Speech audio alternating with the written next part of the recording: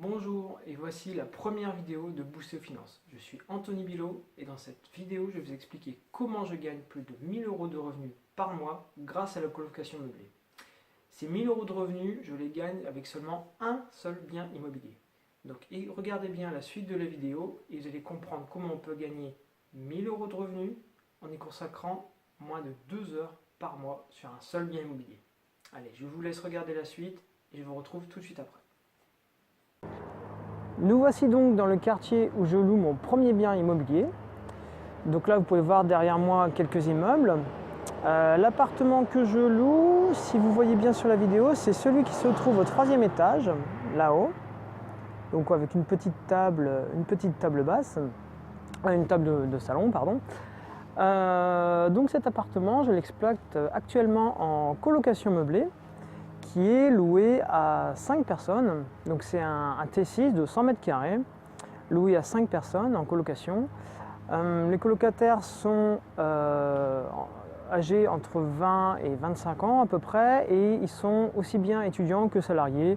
J'ai 2-3 salariés et 2 étudiants. Et c'est également une colocation mixte parce qu'il y a moitié jeune homme et moitié jeune femme.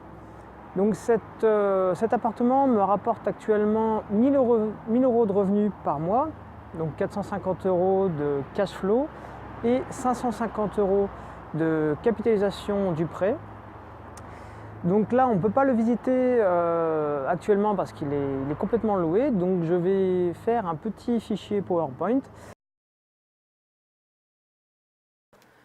Nous revoici donc sur le fichier PowerPoint où vous voyez sur la première image la photo du salon.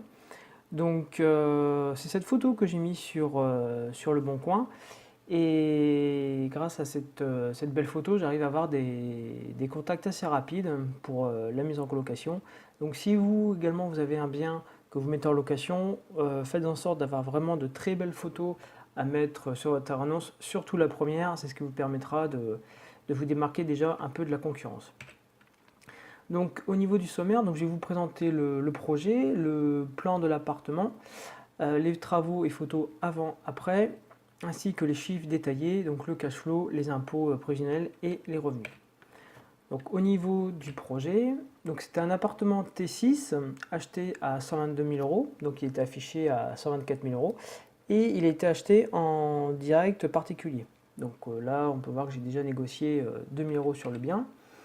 Les avantages du bien, c'était son prix attractif, le fait qu'il y ait un espace salon-séjour, donc la possibilité de créer une 5e chambre, et également la possibilité de créer une 2e salle d'eau. Les inconvénients de cet appartement sont les charges élevées, qui sont de 3 000 euros par an, mais qui sont également inclus le chauffage collectif, donc ça minore un peu ce surcoût, et la taxe foncière de 1 700 euros, qui est élevée, mais bon, ce sont les prix de la taxe foncière sur la ville de Caen. Au niveau de l'étude de potentiel locatif, donc j'avais estimé un loyer de 370 euros, charges comprises par chambre. Donc ce loyer a été estimé en faisant une petite étude de marché sur les concurrents directs, donc les concurrents d'autres chambres en colocation, et les concurrents indirects qui étaient le prix des studios dans la ville. Et donc en rentrant dans mon fichier Excel ce loyer estimé de 370 euros charges comprises, j'arrivais à un cash flow de 340 euros par mois. Donc en rentrant ces chiffres, j'ai vu que le projet était très rentable, donc j'ai pas hésité une seconde et j'ai foncé. Donc le plan de l'appartement, voici comment il se décompose. Donc vous aviez l'entrée là, la cuisine sur la droite, un WC, une salle de bain là dans le couloir, enfin à droite du couloir, 4 chambres ici, et un dressing au bout du couloir où il y avait également, donc c'est dans ce dressing où j'ai fait une 2e salle d'eau, car ici vous aviez un point d'eau, un évier qui était dans l'une des chambres. Au niveau proche de l'entrée, donc vous avez le salon qui est ici et le séjour qui est là. Donc au niveau des travaux, ce qui s'est passé, c'est qu'on a condamné le séjour pour en faire une 5e chambre. Donc on a mis une porte d'entrée ici. Et on a donc transformé le dressing en salle d'eau et on a créé un 2e WC dans la première salle de bain. Donc au niveau des photos, vous pouvez voir le salon avant travaux et le dressing. Voici ce que ça donne après les travaux et ameublement. Donc là on voit bien la salle d'eau créée qui est beaucoup plus sexy comme cela que le dressing vide. Au niveau de la première salle de bain qui n'était pas super top, au niveau peinture et autres, on a donc transformé, on a modifié le sol et on a changé les meubles, retiré la baignoire et mis en place une douche. Donc on peut voir que on a créé un WC et on a mis un WC dans le fond. Donc en fait il y avait déjà la colonne d'évacuation qui est ici, donc il n'y a pas eu de souci pour créer le deuxième WC. Au niveau de la cuisine, on a fait très peu de modifications. On a juste recouvert le carrelage qui était ici par un sol PVC gris anthracite et une crédence au-dessus des plaques de cuisson qui ont été changées. Donc on a changé la plaque au gaz par des plaques électriques. Au niveau du sol, là ça se voit pas trop, mais sur les photos avant, il y avait une petite faïence, un peu comme la salle de bain en fait. Donc c'était pas top et on a rajouté donc ce qu'on a mis sur le mur, on l'a mis également au sol, donc justement pour faire un rappel entre les deux. Alors au niveau des chiffres détaillés, donc le montant du projet donc qui est 122 000 € de prix d'acquisition, à peu près 10 000 € de frais de notaire, 21 000 € de travaux et 6 400 € d'ameublement. Ce qui nous fait donc un coût total du projet de 159 400 €. Au niveau du financement, on est sur un prêt de 157 000 € sur 20 ans. Donc on peut voir que du coup j'ai dû mettre un apport de 2 400 €. Ceci est dû à des rallonges dans le prix des travaux. Donc ce qui est important, donc ça c'est un peu une erreur de débutant sur le premier bien. Donc c'est important, si jamais vous avez des travaux à faire, prévoyez une fourchette plus importante à faire au prêt au niveau de la banque, quitte à fournir des faux devis de matériaux et autres, pour ne pas vous retrouver piégé si jamais vous avez des rallonges de travaux à faire, et vraiment avoir un appartement qui se finance sans apport. Donc au niveau de la mensualité du prêt, je suis donc sur une mensualité de 835 €. Alors au niveau des chiffres, loyer et charges, donc le loyer, en fait vous voyez que j'avais estimé 370 € par chambre, charges comprises, et bien en fait je le loue 400 € par chambre, charges comprises. Donc j'avais vraiment pris une estimation moyenne basse, et du coup je me retrouve avec des loyers beaucoup plus importants, ce qui est beaucoup plus intéressant. Donc sur les 5 chambres, ça nous fait donc 2 000 € charges comprises par mois, ce qui fait un total de loyer de 24 000 € par an. Au niveau des charges annuelles, donc j'ai les charges de copropriété qui sont de 3 000 €, l'assurance propriétaire non occupant qui est de 200 €, l'EDF et Internet qui est aux environs de 1 000 €. Donc ça, EDF et Internet, c'est ce que je fournis à mes colocataires, donc en colocation meublée, je répète. Et donc tout ça, c'est des abonnements qui sont pris à ma charge. Les honoraires du comptable sont de 580 €, la taxe foncière 1 700 € et la CFE, donc ça c'est une estimation qui est de 600 €. Donc la CFE, c'est la contribution foncière des entreprises, et c'est ce qui remplace l'ancienne taxe professionnelle, car comme on verra par la suite, mais comme je suis en LMNP régime réel, en fait j'ai un SIREN et donc je suis assujetti à cette taxe, ancienne taxe professionnelle. Donc elle est estimée à 600 € car comme la première année je ne la paye pas, je ne sais pas à quelle sauce je vais être mangé, mais je pense que là ça doit être un prix un peu élevé, donc on verra bien quand je la toucherai l'année prochaine. Donc le total des charges est d'environ 7 000 € par an. Alors au niveau du calcul de l'impôt, donc comme je viens de le dire, j'ai le statut de loueur meublé non professionnel, LMNP, au régime réel. Donc grâce à ce régime réel, je peux amortir le prix d'achat de mon bien, le montant des travaux et le mobilier sur différentes années. Donc l'amortissement, si vous ne connaissez pas ce que c'est, je vous le réexpliquerai plus en détail dans une autre vidéo. Mais là, ce qu'il faut retenir, c'est que sur les 7 premières années, je peux amortir environ pour 9 000 € par an. Alors, le calcul de l'impôt, comment c'est calculé tout ça? Donc, le montant de l'impôt est égal à la base imposable fois le TMI, tranche marginale d'imposition, plus les prélèvements sociaux.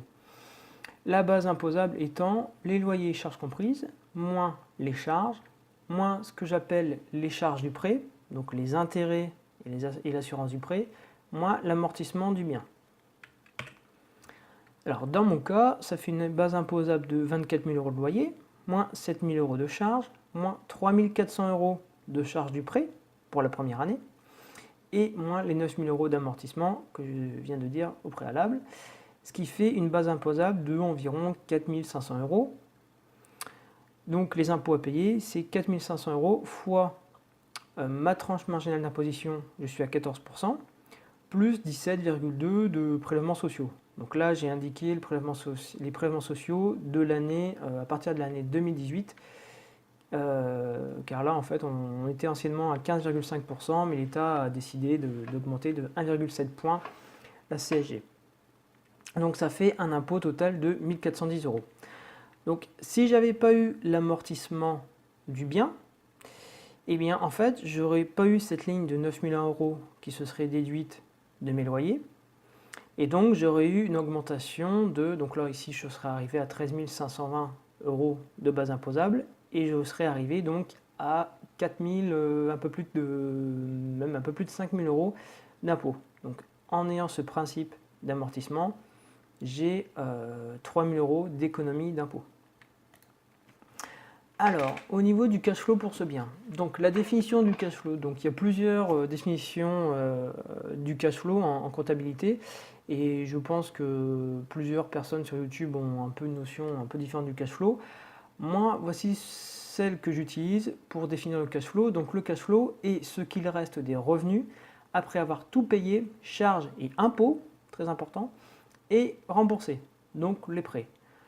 Donc, pour résumer, le cash flow est égal au total des entrées moins le total des sorties. Ce qui donne pour un bien immobilier, l'entrée c'est égal au loyer charges comprises, les sorties seront les charges, les remboursements des prêts, si vous aviez un prêt consommation pour l'achat des meubles par exemple, en plus du prêt immobilier, moins les impôts. Ce qui donne dans mon cas un cash flow de 24 000 €, moins 7 000 € de charges, moins 10 000 € de remboursement de prêt. Donc ça, c'est le remboursement de prêt sur un an, mon prêt immobilier, moins 1 400 € d'impôts. Ce qui donne donc environ 5 500 € de cash flow par an, soit 457 € par mois. Au niveau du total des revenus sur mon premier bien, donc je le rappelle, j'ai un remboursement de capital de 550 € et également un cash flow, on vient de le voir, de 457 €.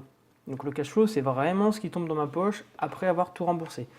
Donc au total, ça me fait plus de 1 000 € par mois, donc là on a 1 700 € par mois pour 2 heures travaillées. Donc là, les 2 heures travaillées, c'est même moins que ça quand la colocation elle est opérationnelle. Ça correspond à juste vérifier au début du mois que les loyers soient bien tombés et faire un peu de comptabilité par-ci par-là, vérifier les factures. Donc c'est vraiment peinard. Très peu de temps y passer pour le revenu que j'en tire. Donc on peut dire que grâce à la colocation meublée, je suis sur la voie express de l'indépendance financière, et cela sans sacrifier ma vie de famille. Ça me permet de garder du temps libre pour moi et ma famille. Donc voilà, donc j'espère que cette présentation PowerPoint vous a permis de voir plus clair sur la stratégie de mon premier bien immobilier et qu'elle vous sera utile pour vos prochains investissements. Voilà, vous avez découvert qu'il était possible de gagner plus de 1 000 € de revenus sur un seul bien immobilier, sachant que dans ces 1 000 €, il y a 450 € de cash flow net par mois. Donc il faut bien se représenter, ces 450 €, c'est comme si vous aviez une prime sur votre salaire, mais mensuel. Alors, imaginez ce que vous pouvez faire avec 450 € en plus chaque mois, en plus de votre salaire. Là concrètement, moi ce que j'en fais, c'est que je garde une partie pour continuer à investir et l'autre partie, je le mets de côté pour épargner, pour pouvoir avoir des vacances en famille avec ma femme et mes 2 filles. J'ai une dernière question avant de vous quitter. Dites-moi dans les commentaires ce que vous feriez, vous, si vous aviez ces 450 € de plus par mois, en plus de votre salaire. Comment cela pourrait changer votre vie. Voilà, merci et je vous souhaite bonne journée. Au revoir.